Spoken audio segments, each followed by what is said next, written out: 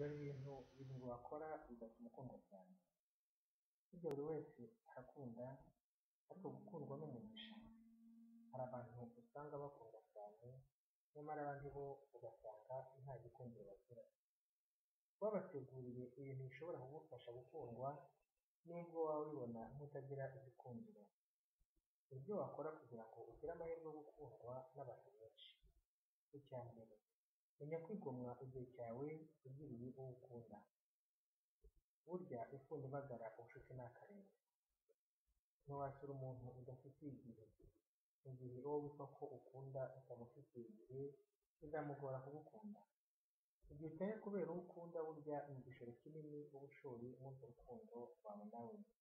Icya kabiri, haranira kubwira uwo ukunda ibyiza umubonaho uko umubonyeho. Benshi birabagora cyane kumva impamvu abahanzi n'abasizi bakunda gukundwa cyane. Ibanga nta rindi ni uko baba babasha kuvuga ibyiza babonye ku muntu, byaba ngombwa bakanakabya kugira ngo yishime. Nubona icyiza ko ukunda, yaba imyambaro, inseko, ingendo, uko yagutekeye n'ibindi, ntugatinde kubimubwira. Kubibika ku mutima kandi wabishimye ntacyo bimaze dore ko n'iyo ubivuze bishimisha ubibwiye. Icya gatatu, gerageza kumva ko uri uw'agaciro.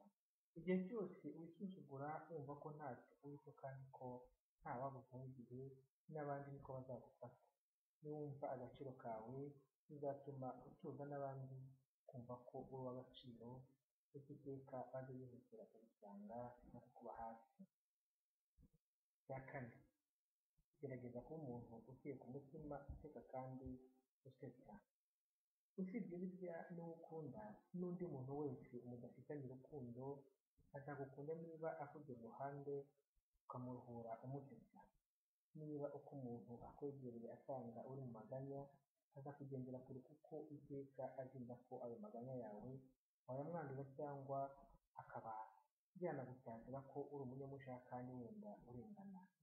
Yungemo rero inseko nibura gusetsa abandi bitakoroheye. Icya gatanu, bizagusaba uwo ukunda. Ingingo ni ingenzi cyane mu buzima bw'ushaka gukundwa. Kugaragaza cyane ko ntacyo ukeneye ku bandi, usanga nabo bagerageza kukwima byose, bityo umuntu ubona ko utamukeneye ntibizatinda kukujya ku rugo yisangire umukeneye. Aha ni ukubikora mu bwitonzi kuko hari ubwo wabyitwaramo nabi, ugahinduka nk'umusazi ukabyangirwa, ariko nanone tukamenya ko gusaba ari ingenzi bishobora gutuma ukundwa. Icya gatandatu, fata igihe utege amatwi uwo ukunda. Usanga akenshi kuvuga ari byo byoroshye cyane, bityo kuba waha undi agaciro ukanamutega amatwi usanga bigora abatari bake.